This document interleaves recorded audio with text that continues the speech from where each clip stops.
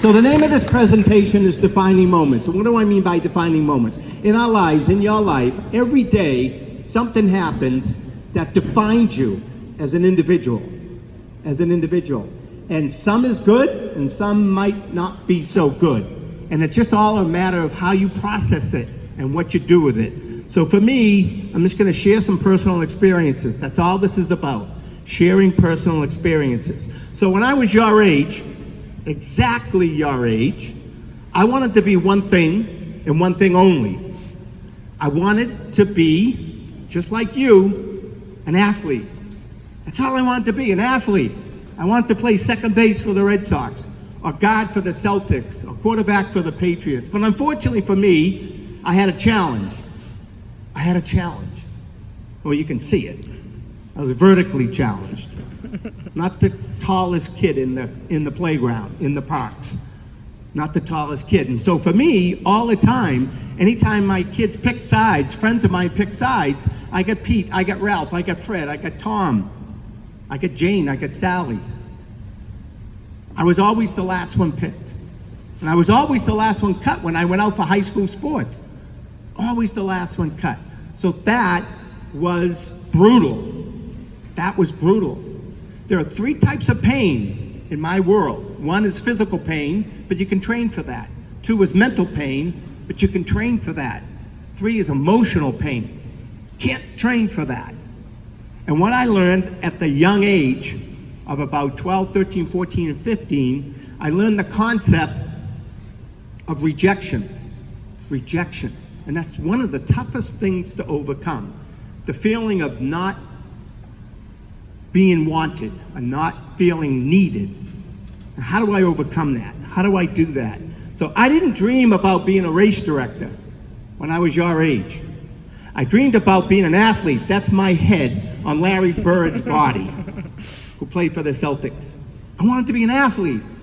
But was it meant to be? I don't know. I made the Little League teams, played Little League. The reason why I made the teams, because they didn't cut anyone. Anyone that went out made the team. I made the team, and I did pretty well. Made the all-star team. I was proving myself. But unfortunately, when I went out for high school sports, cut. Not good. So here's my friends picking sides. 1, 2, 3, shoot! That's really where it all started. Correct. The first person picked was the best, and the last one picked was the worst. I had to go home every day with that feeling. I said, how do I overcome this? How do I prove to them that I'm not the worst, that I am good? So I had to overcome it somehow. Like, you guys are sitting in these bleachers right now, you're going out for sports teams, you're on sports teams. I wanted to be just like you, but unfortunately it wasn't meant to be. So here's a picture of my high school basketball team. I know it's hard to see, but I asked people, which one in this picture is me? And most of the time they pick the guy in the bottom left-hand corner. That's who I am right there. But unfortunately, none of them in the picture is me. I got cut. I'm not in the picture. That's the problem. And the coach, who's the guy up on the right-hand side, he comes up to me, puts his arm around me, looks down at me. Everybody looked down at me. And he said, Dave, if you were 5 inches taller, you'd be my starting guard. I said, what, coach? If I was 5 inches taller, I thought it had to do with ability level, not how tall you were. So I challenged the senator one-on-one, the 21, the guy number 30. He was 6'5". I was 5'4", 0.387 on a good day. And I beat him. And I threw the ball off the court, and I said to myself at the age of 15 that I will never, ever, ever allow anyone to tell me I'm not good enough, that I don't belong. And I went home that night and I put a sign over my bed. There's signs everywhere in life. I put the sign over my bed and said, please God, make me grow. But unfortunately, he must have been on vacation or answering someone else's prayer, because obviously he didn't make me grow. Or did he? Or did he make me grow?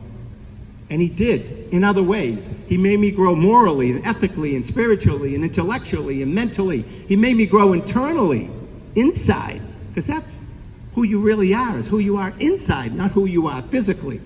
So what did I start to do? I started to run. Why? Because nobody can cut you from running. You just go. Bye-bye. You go run. And I've run about 150,000 miles since then. 150,000 miles. And I continue to challenge myself. And when I was about your age, when I turned 12, I ran 12 miles on my 12th birthday. I thought that was pretty cool. When I turned 13, I ran 13, and 14, 14, and 15, 15. When I turned 50, I ran 50 miles on my 50th birthday. And when I turned 54, I started at the finish line of the marathon, ran to the start, turned around, ran to the finish, and finished inside Fenway Park in front of 32,000 people inside Fenway Park to raise money for the Jimmy Fund. And the Jimmy Fund is the fundraising arm of the Dana-Farber Cancer Institute. And at that age, I realized, I want to give back. I want to help those who are less fortunate. I have a God-given talent to be able to run great distances, so I want to be able to help those who don't have that opportunity, to give them a chance. And that's why I help. Here's 2 little Jimmy Fund patients running the last 100 yards with me inside Fenway Park. And when I turned 60, what did I do? I ran 60 miles on my 60th birthday. I turned 65 in 3 weeks. And now I'm regretting starting this whole process. That's a long way to run 65 miles on your 65th birthday. But people say to me all the time, well, what are you going to do when you turn 90? I don't know. First of all, I want to be breathing. Then I want to wake up, get out of bed, and then I'll decide. But I have a motto in my life, and that's my motto. It's my game, so it's my rules. It's your life. So you decide what you want it to be. Don't let anyone else tell you you can't do this or you can't do that. It's up to you to decide what works for you. What works for you. So I started living my life that way. So then I heard about this event, the Boston Marathon. I was 17 years old. I was a senior in high school. 17 years old. I called my grandfather up at the time, who was a supporter of my athleticism. And I said, hey, Grandpa, I'm going to go run that race in Boston. He goes, oh, they call that the Boston Marathon. I said, well, that's a good name for it. I'm going to run it. So he said, okay, I'll meet you at Coolidge Corner. I said, great, where's that? He said, 24 miles. I said, I'll see you at 24 miles. He lived right near there. He just walked across the street to the 24-mile mark, and he would wait for me. So there's my grandfather there. My brother drove me to the start. I took off. I'm running. I got to about 18, 19 miles. Bam! Down I go. Dropped out. I got taken to the local Newton Wellesley Hospital in an ambulance. I called my parents. I said, come pick me up. They picked me up. They drove me home. I called my grandfather. There's no answer. Call him again. There's no answer. Finally, 9 o'clock at night, he answers the phone. I said, Grandpa, where have you been? He said, Dave, where have you been? I've been waiting for you all night. The old man goes by. The street sweepers go by. No Dave. I said, I know. I quit. He said, you what? I said, I failed. He said, no, you didn't fail. I said, I didn't. What did I do? He said, you learned. I said, great. What did I learn? He said, you learned that you cannot go along in life and set reckless goals. You had no business being in that race. He said, I'll cut another deal with you. I said, what? He said, you train. Right, Joel, you'll train, and there's a novelty, and I'll be there waiting for you next year. I said, fine. Well, 2 months later, my grandfather died. My grandfather died, and I said, I got to do this. I got to do this race in memory of my grandfather and the lesson he taught me about earning the right to do these things. So I trained like crazy. I was 18 years old. I was ready to go, and the day before the race, I got sick. And my parents said, you can't run. I said, I have to run. The newspapers are saying, Dave running in memory of grandfather. And they said, you're too sick. And I said, can you give me something that very few other people have ever given me before? And I said, what's that? They said, what's that? And I said, a chance. All we want in life is a chance to try to do something, to accomplish something. They said, okay, fine. They drove me to the start. I took off. I get to 5 miles. Boom. I was toast. I had nothing in the tank. I kept on going. I'm at the halfway point. I see my parents on the side of the road, and there's my mother. And what's she doing? She's crying. Why? Because that's what mothers do. They cry. Why? Because they're worried about you. They care about you. They're going through more pain than you'll ever go through. But then I saw my father next to my mother, and what's he doing? He's taking pictures of my mother crying, Cry over here. And I was vindicated. Keep going, keep going. I get to the part where I dropped out there before, and I'm doing a survivor's shuffle over the hills, and I get to about 21.5, and bam, down I go again. Dropped out again, second year in a row. Now, I just get through telling you I want to be an athlete. I'm the last pick all the time. I'm the last cut all the time. I drop out of my first Boston Marathon. I drop out of my second Boston Marathon. I mean, what do you think's going through my head sitting on the curb right there? Loser, you'll never be an athlete. Another defining moment happened right there and then. All of a sudden, I looked behind me and I said, this place looks a little familiar. And I looked behind me and I saw this. And it's my grandfather's tombstone. I dropped out right in front of the Evergreen Cemetery, which is where they buried my grandfather, and I didn't know it at the time. And that son of a gun said he'd be there, waiting for me. There he is. Maybe not physically, but spiritually. He kept his end of the deal. He's right there on the marathon course. Who'd have thought? I picked myself up and I continued and I finished in 4.5 hours.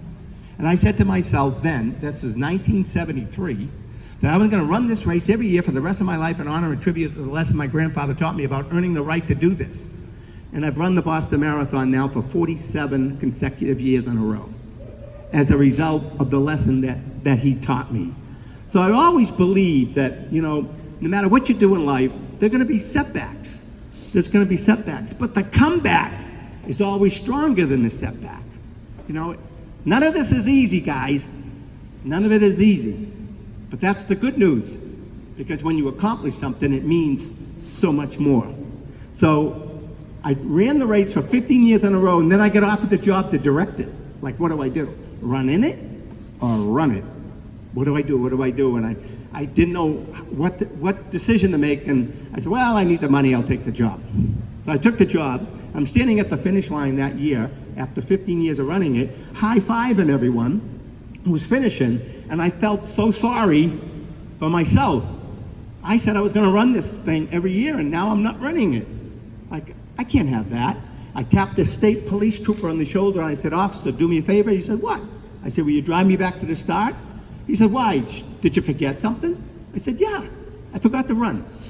He drove me back to the start at 8 o'clock at night, and I ran the whole darn thing by myself, finished at 11 o'clock at night, dead last person. And I've run the marathon that way for the last 32 years. I've been the last finisher of my own race for the last 32 years in a row. That's okay. And the thing is, am I in the record book when you look up the reason? No, I'm not there. Everyone's gone home. I mean, the only thing that's there is maybe 1 or 2 people, 6 pigeons, and 3 squirrels. Like, what do I care? I don't care. I did it. I made my commitment come true. And here I am last year finishing at about 11 o'clock at night in the pouring rain, and it was like worst possible conditions. So 47 years and counting. Then a friend of mine biked across the United States from Medford, Mass, my hometown, to Medford, Oregon. And I thought, that's pretty cool. He biked across the country. I said, well, if he can bike across the country, I can run across the country. Well, that's an idiotic idea. Biking and running are very different, obviously, but I said, no, I'm going to train, I'm going to do this. So I did. So I ran all the way across America, 3,452 miles in 80 days, average almost 50 miles every single day, without a day off, all the way across America. And I did it for the benefit of the Jimmy Fund, which I just said is the fundraising arm of the Dana-Farber Cancer Institute. And at the time, I worked in the Hancock Tower, and I looked out the window and I saw Fenway Park, and I saw this sign out in right field. It said, help make a dream come true, support the Jimmy Fund. I said, I want to do this, but I need a greater purpose than just myself, because I'll never be able to do this. Running through the desert, 120 degrees, running over the Rocky Mountains all by myself. How am I going to do this without a greater purpose? So I decided to do it for the Jimmy Fund. And I went in and I saw those kids. And I knew at the time that the battle that I was about to fight by running over 5.5 million footsteps across America was in no way as difficult as the battle that these kids are fighting for their own life. Right? So I said, I'm going to do this. Then I saw a sign in the Jimmy Fund clinic. And the sign said, God made only so many perfect heads. The rest of them have hair on it. And that was so amazing to me, because they were turning a negative into a positive. These kids are really sick.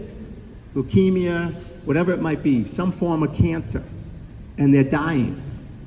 But they have a positive attitude that they're going to beat this, and we're going to help them do that. See these two little kids? Look at these kids, right? Cancer. And they helped me run across the country and do some other things. And then I lost touch with them because I didn't think they survived. I thought they died. And about a year ago, I said, I wonder what happened.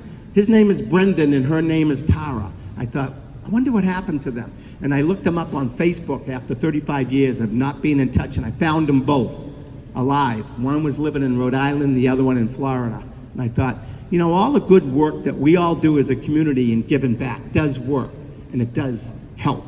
Now look at this, right? See this woman here? I was giving a talk just like this in Boston one day, a few months ago, and she's introducing herself, and all of a sudden she says, her, it's Tara. This woman is that young girl, and she come up and introduced me at one of my speaking things. I couldn't believe it, that she's alive and doing pretty well. So here I'm running through the desert, you know, and running over the Rocky Mountains and whatnot. And to be honest with you, there's my support crew with me. I was the original Forrest Gump. I don't know if you've seen the movie Forrest Gump, but how he ran across the country too. So the original Forrest Gump, running across the country and so forth. So I started ceremonially in the Kingdome in Seattle during a Red Sox Seattle Mariners baseball game, and I finished inside Fenway Park on August 29th, 1978, in front of 35,000 people. Look at the Red Sox. I mean, it was unbelievable running around the park. Watch the Boston this. Red Sox. The highlight of this pregame program will be the entrance of David McGillivray. David McGillivray, who is 24 years old. He ran coast to coast to raise money for the Jimmy Fund. Coast-to-coast run from Medford, Oregon to Medford, Massachusetts. He has just run 80 days, averaging 43 miles a day. At Fenway Park greeting for Dave McGillivray. When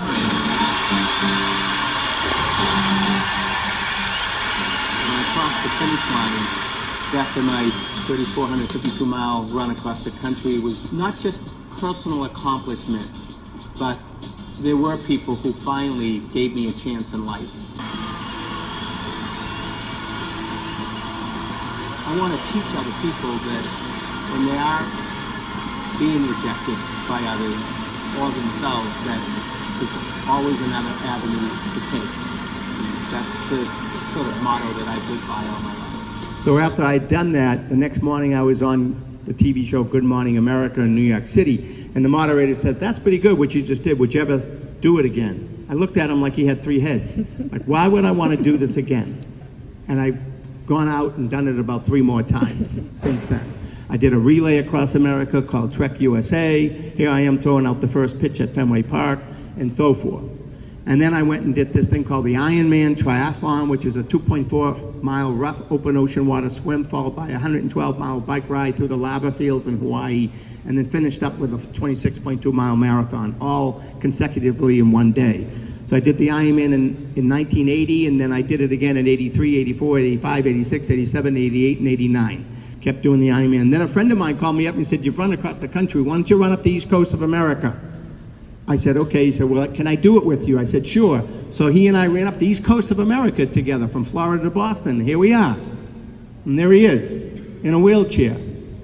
Bobby Hall is the pioneer of wheelchair athletics in America back then. He pushed a wheelchair 1,522 miles up the entire eastern seaboard.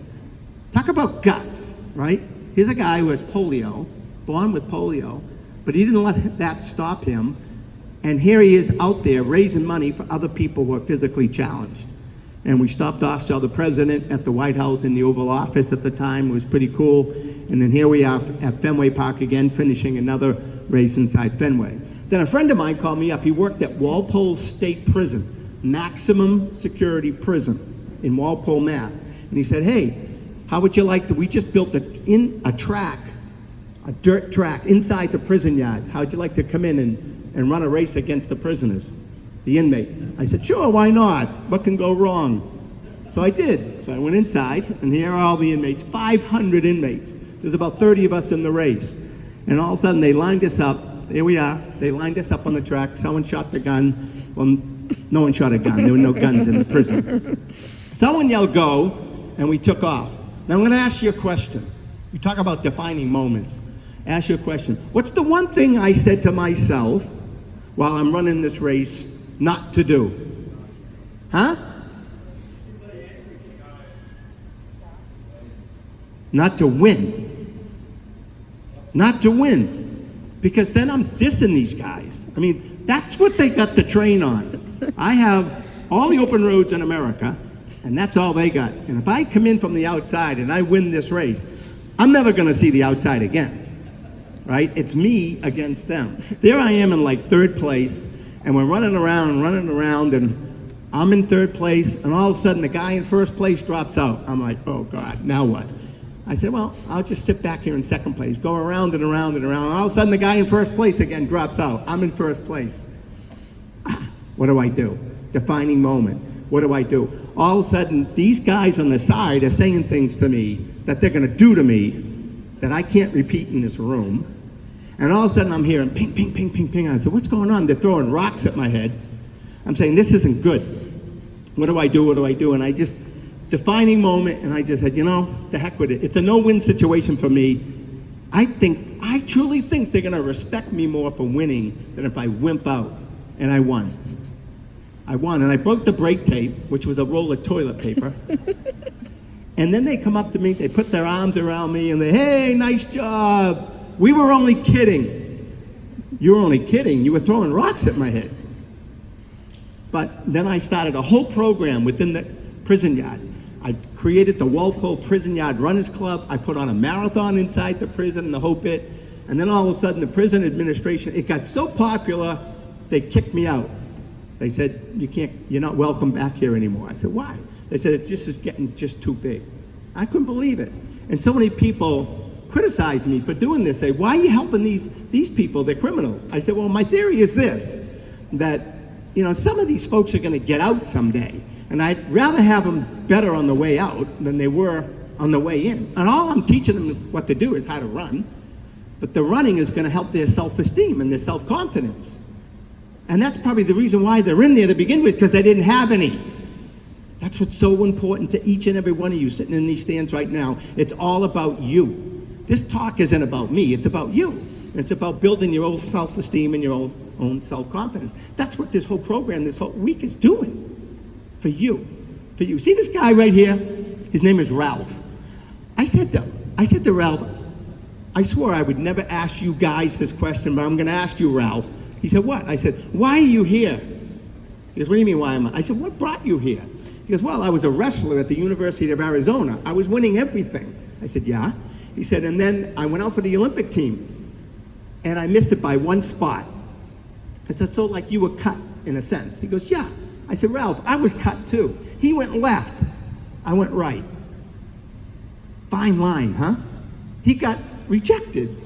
So he started living a life of crime. Ralph, if he made the team and won a gold medal, he could be standing here talking to you right now. Not me, but he didn't. And he went the opposite direction. So sad. And then, unfortunately, 2 years later, he got murdered in the prison. And I thought, what a shame. You know, this guy had so much potential, but he didn't have a support team around him. So he didn't make the team, and he went the wrong way. I got cut all the time, but I had a support system. And I said, you know, I'm going to find another path. There's always a way. Even if you want something so bad and you're heading in that direction and you can't get it, well, then go the other way.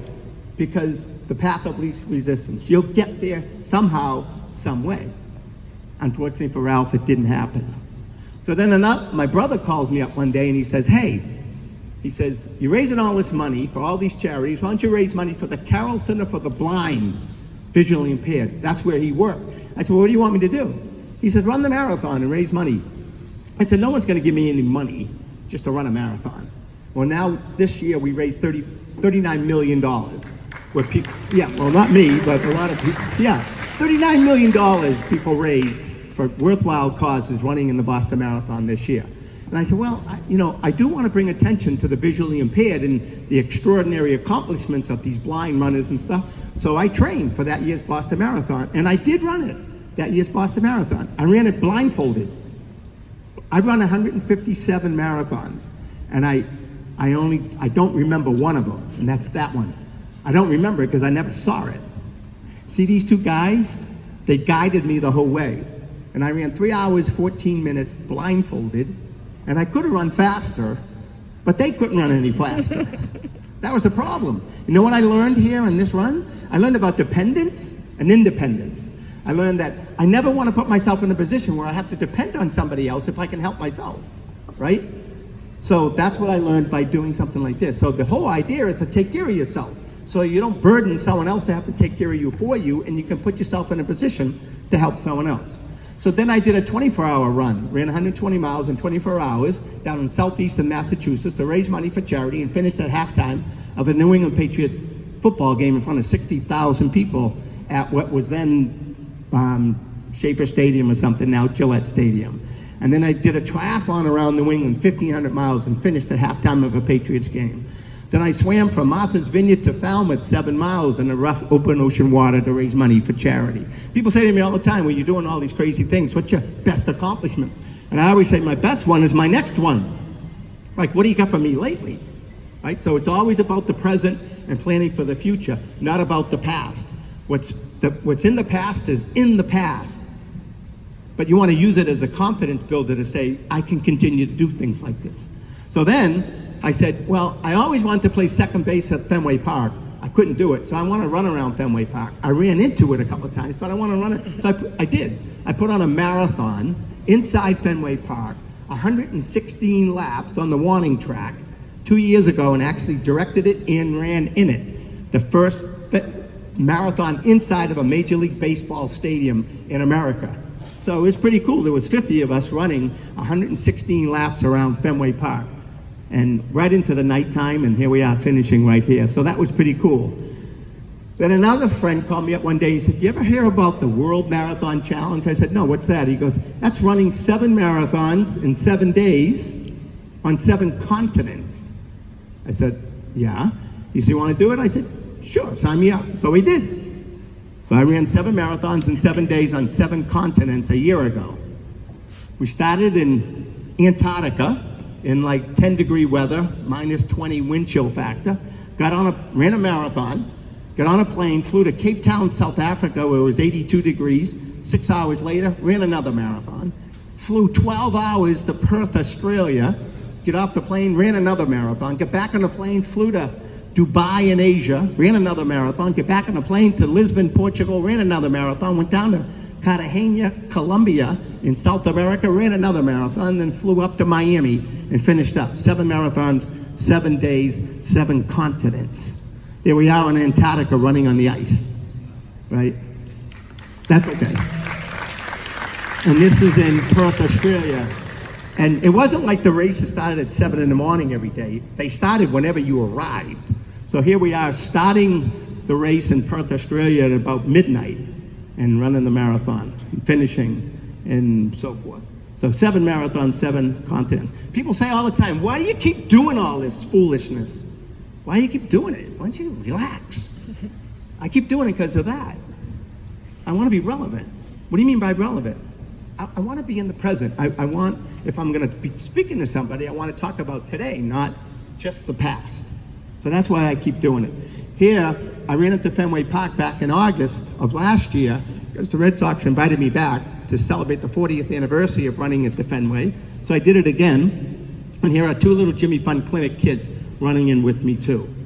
So that was pretty good. And then you get to meet all these famous people, you know, Matt Damon, and you got, you know, Kaya Skremski, Louis Tiant, and just all these different people, Lance Armstrong, Red Sox, Dennis Eckersley, Marvin Hagler, the boxer, Kaya Skremski, and as you see all these people, they're all much taller than me. Here's Rob Gronkowski, Gronk, and then Dave Collins from the Celtics, and here I am standing on a chair. So I can have an eye-to-eye conversation with them. But they've all become good friends. We're all in this together. None of these guys are any better than you and me. Yeah, they have a skill set that's, you know, they've honed in on and they've become a pretty good athlete. But at the end of the day, we're all the same, right? We're all the same. Here's little Rick Hoyt. His father pushes him in races. He has cerebral palsy. And so they gave me the opportunity of pushing him in a race and finishing right there at half field at 50-yard line at Gillette Stadium. So a lot of times people say, you do all this running, what do you do for work? I said, I don't. You don't work? Not in the conventional sense of the word. Because what I do by putting on events, I love my job so much that I don't consider it a job. Isn't that like what this is all about? The whole idea of education is to prepare yourself to do something that you love to do and that you're passionate about. You don't want to stand on an assembly line someday and have 8 hours of just doing something boring. So I love what I do so much, I really don't work. But then when people say, well, what do you want to be when you grow up? I said, I'm not really sure I want to grow up, but let me think about it. And I saw this billboard on the highway on Route 93, and I said, that's it. That's what I want to be. Not a Girl Scout. An accomplisher. I just want to accomplish things. That's all I want to do. You know, set a goal, work hard, earn the right, do it, check it off the list, accomplish it, and move on to the next one. That's what I do. I started my own business, putting on events. And the glory of race directing, and here I am inside of a dumpster. Whatever it takes, right? I have a button in my office that says, my job's secure. No one else wants it. Here I am finishing at night. And there's all kinds of challenges along the way, too, you know, so that's the problem. And people say to me all the time, which is interesting, they say, you're standing there in front of 30,000 people at the start of the most prestigious marathon in the world. Isn't that a lot of pressure? Yeah, but pressure's a privilege. It's a privilege to do this stuff. For me anyway. So I'm directing all these different races now, Olympic trials. I started my own children's fitness foundation. So to wrap it all up, way back when, my sport was all about competition. All we wanted to do is beat the heck out of each other, drill each other into the ground. And now it's all about participation, getting off the couch and getting in the game. I'd rather be a participant than a spectator. And that's what this is all about now. So lessons learned. I've learned that there are no mistakes, only lessons, and that the failed experiments are as much a part of the process as the experiment that ultimately works. What that means is there's no such thing as failure if you try. The only way you can fail in life is if you don't try. So give it a go, right? We should always live our dreams, and people who say it cannot be done should not interrupt those who are doing it. So if you want to do something and you want to do it, then do it. Don't let anyone else say, well, you can't do that. Yes, I can. Watch, right? So I wrote a book called The Last Pick for obvious reasons. People say to me all the time, what's your book about? I said, it's about the person reading it. You're in this book. Every one of you sitting out there is in this book. I don't name you personally, but you're in the book because you can identify with everything I just said. You're probably going, yeah, I've been through that too. It's the same thing. Then I just wrote a children's book called Dream Big. And because when I was little, but I had big dreams, and I still do. And I'll continue to have big dreams and go after them. So we should always set goals, not limits. And the worst injustice you could ever do to yourself is to underestimate your own ability. And the other thing you got to remember is there's no such thing as an individual achievement. If you run a race, across the finish line, and get a medal, that's not just yours. There's a lot of other people that helped you accomplish that. Your coaches, your parents, your peers, your siblings, your friends, your colleagues, whoever. It's a team effort all the time. And I also realized and learned that no matter where in this country my car breaks down, I'll be able to run home as long as I have an extra pair of shoes in the car.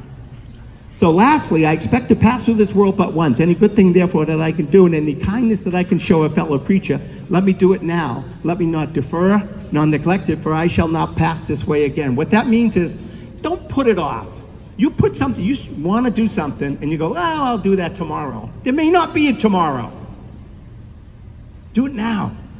Do it now if you want to do it. See this little girl right here? Her name is Katie. She called me up one day and she said, hi, my name is Katie. Can I come see you in the Boston Marathon office? I said, sure. I'll never deny anyone the opportunity to come speak to me, see me, whatever. Again, we're all on the same page, right? So she comes in a wheelchair. Little Katie, she comes in a wheelchair. And she goes onto the conference table. And I sat across from her and I looked at her and my jaw dropped. Katie was 26 inches tall. And she looked at me, she said, I got a question to ask you. I said, what's that? She says, can I run the Boston Marathon? I said, you want to run the Boston Marathon? She said, yeah, I want to run the Boston Marathon. And I said, ask me a difficult question. She said, I can? I said, yeah, you can do it.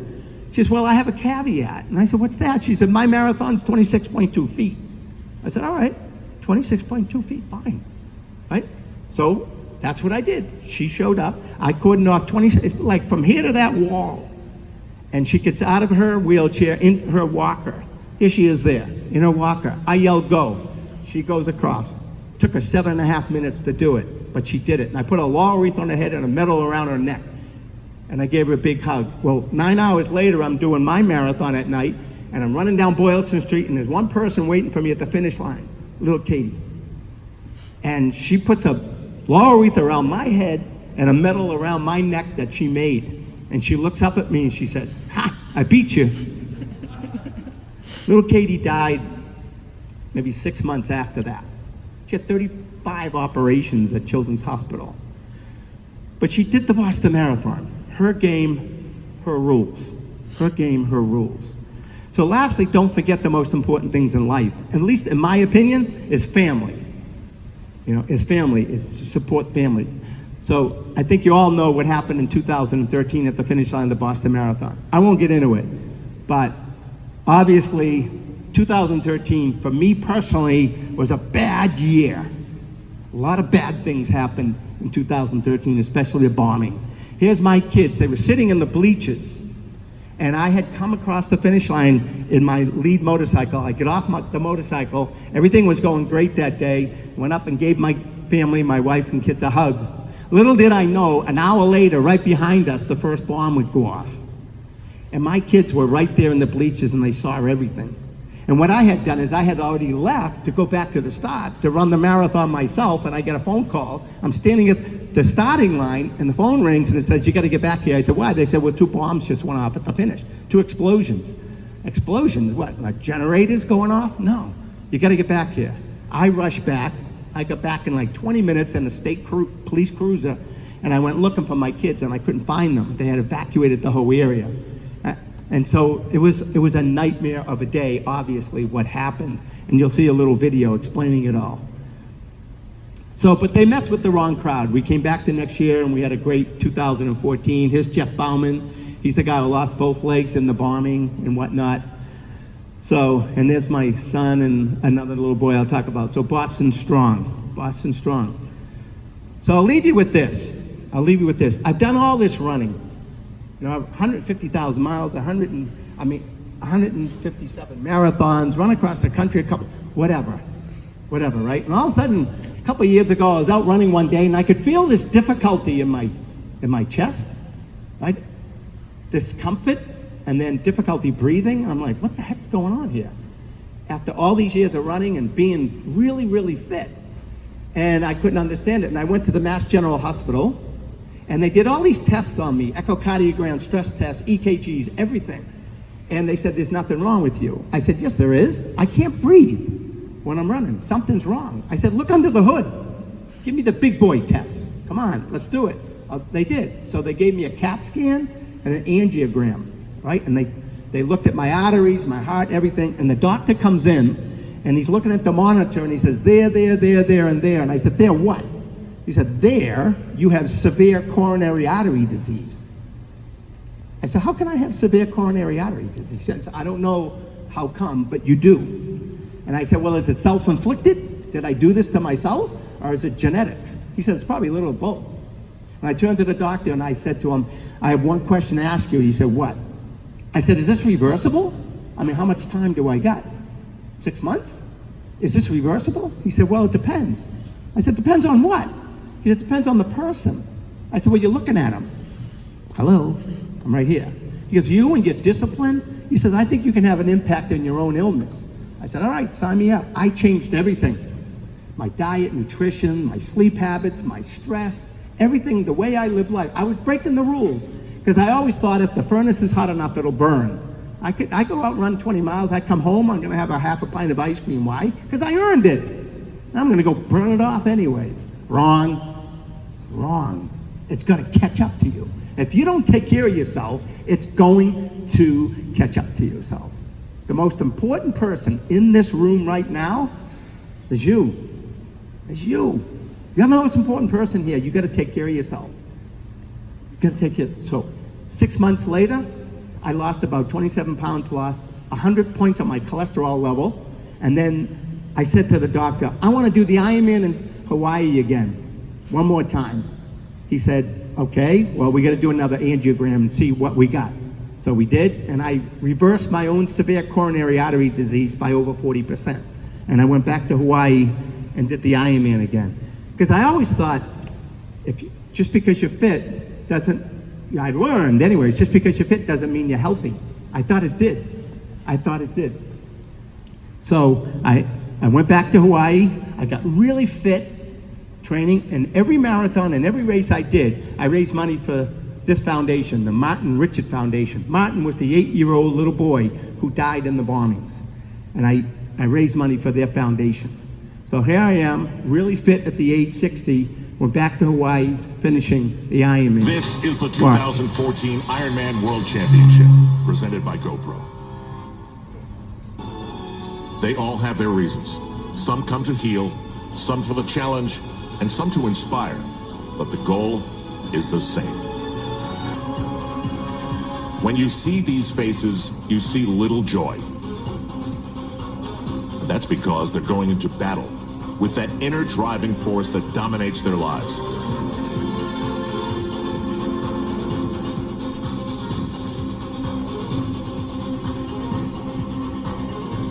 How to be better. How to be dedicated to that. And answer the question, what's the hardest thing I can do? And go get it. An event like the Ironman World Championship is a celebration of the human spirit. When anyone or anything threatens that spirit and passion, the athletic community will respond. In the case of the fateful events that took place at the finish line of the Boston Marathon on April 15, 2013, the entire world responded. On that day, marathon race director David McGillivray was confronted with the unthinkable. I was actually back out at the start in Hopkinton, and I got a phone call saying what had happened at the finish. We rushed right back. I went into the medical tent, and I realized for the first time how serious this was. I got stopped by a police officer, and he said, "Hey, where you going?" And I said, "I'm going up to the finish line."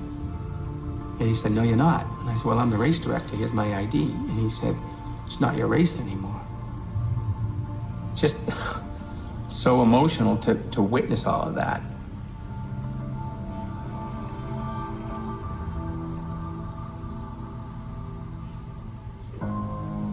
I came home and I saw my family and my 7-year-old son, and he gives me a hug and he said, "Hey, Dad," he says, "I don't want you ever to direct that race again."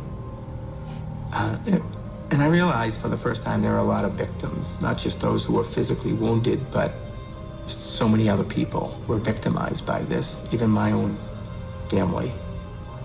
And then about 2 months later, he come up to me and said, "Hey, Dad, remember I said I never want you to direct that race again?" And I said, "Yeah, Luke, I remember." He says, "You know why?" I said, "Why?" He says, "Because I want to direct it." When we invited people back to run in this race again this year, over 5,000 of them signed up right away. They said, "This is our race, we're coming back and we're going to complete what we started." I really believe that through it all, we became stronger than we've ever been.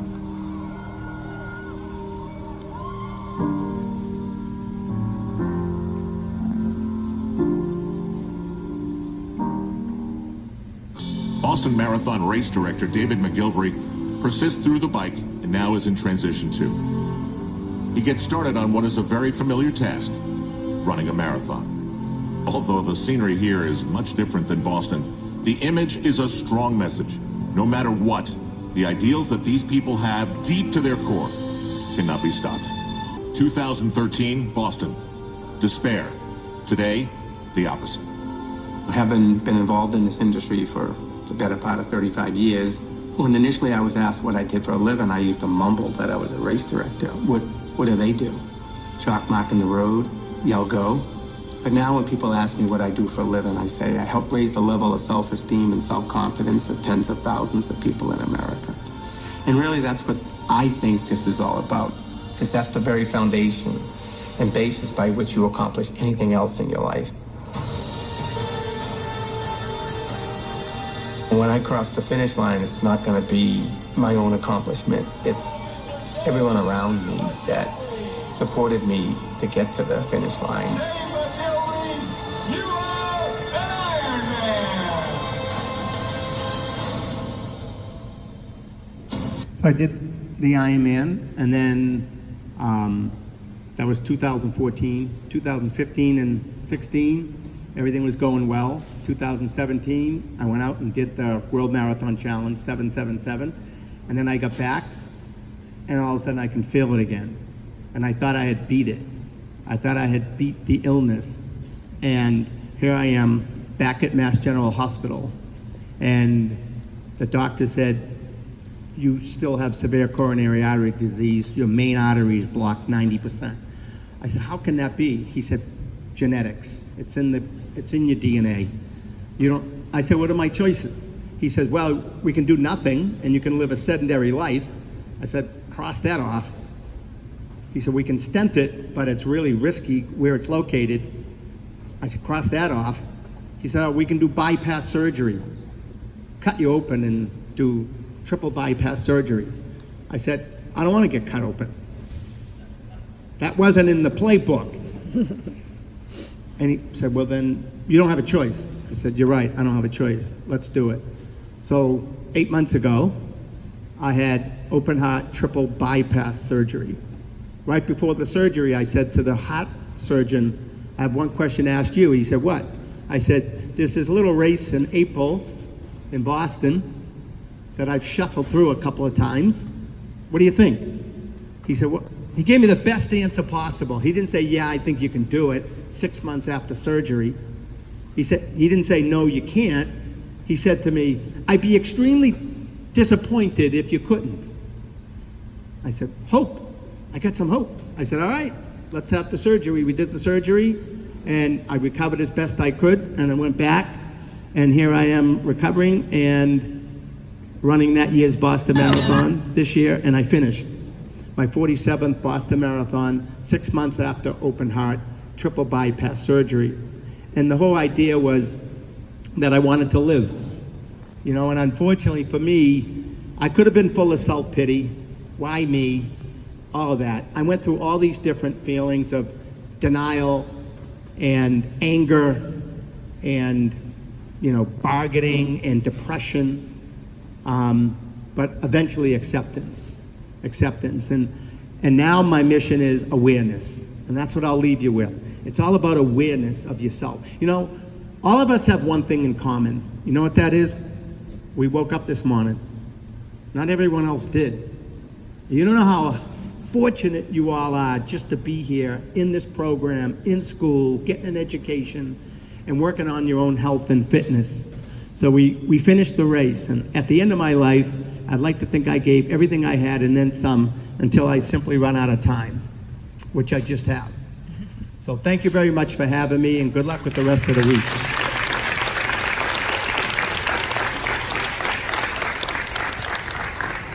Does anyone have any questions, by the way? Anyone? Yes, sir. Thank you so much for coming, David. Yes. We are here, so many of our emphasis here is on teamwork a lot. Yes. You've done all these amazing things and all these people great athletes individually. The value of team, is that really important that you see in your life? I think it's the most important. Like I said, there's no such thing as an individual accomplishment or an individual achievement. It's all about who you surround yourself with and getting encouragement and encouraging others. So you play off of one another. And without team, then it's very difficult to succeed. So I think it's important that you're here to learn that very valuable lesson, for sure. Anyone else? Anything? Yes. How old are my children now? Well, I have a 15-year-old, a 13-year-old, and a 10-year-old. And the 13-year-old is like killing it as a runner and a hockey player. Really, really good. So I'm pretty excited about his potential. Anyone else? Someone? Yes, sir. Am I going to still run more Boston Marathons? I'm going to run that darn race every year for the rest of my life. The record, just to go on record, is 58. This older gentleman by the name of Johnny Kelly, who won it twice, ran it 58 times.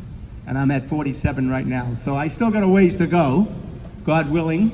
And I'll continue to do it as long as I possibly physically can, yeah. Yes? You mentioned the Survivor Shuffle. What is that? Survivor Shuffle. So, you know, when you're younger and you're more fit and all that, you can be competitive and run really hard. My fastest time on the marathon course is not real fast like the elites, but it's 2 hours 29. And right now, probably the best I could do is probably 3:40-ish or so. So as you get older, with the aging process, you slow down a little bit. So for me, what I mean by, I'm being a little facetious when I say shuffle, but go much slower. I mean, I'm probably running 8 or 9 minute pace now. So that's what I mean by shuffling. So you race, you jog, and then you shuffle. I'm in the shuffling phase. Anyone else? Yes.